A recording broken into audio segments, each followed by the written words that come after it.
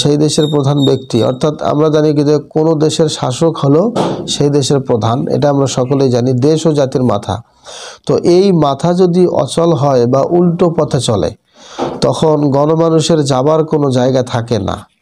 আবার সেই শাসক যদি নিজেকেই রব বলে দাবি করে বসে তাহলে তো কোনো কথাই নেই। ফেরাউন ছিল তেমনি এক শাসক। মূসা আলাইহিস সালাতু ওয়াস সালাম তার কাছে দাওয়াত নিয়ে যান, এক আল্লাহর রব হিসেবে স্বীকার করে নিতে বলেন, কিন্তু সে অহংকার করে দেখিয়ে হামানকে নির্দেশ দেয়, হামান তুমি আমার জন্য একটা সুউচ্চ প্রাসাদ বানাও যাতে সেখানে উঠে আমি মূসার খোদাকে দেখে নিতে পারি। নাউজুবিল্লাহ। এমন দৃঢ় বিশ্বাস সে মিথ্যাবাদী। ক্ষমতার ফেরাউন, ক্ষমতার দম্ভে মানুষ কতটা অন্ধ হতে পারে। আজকাল যে দেশে দেশে বিভিন্ন জাতির মাঝে এমন ফেরাউন নেই এমনটি বলা কিন্তু অসম্ভব। তাদেরকেও দেখবেন ক্ষমতার জোশে স্থির থাকতে পারে না, কাকে কি করবে কাকে কি বলবে কোনো হুঁশ থাকে না।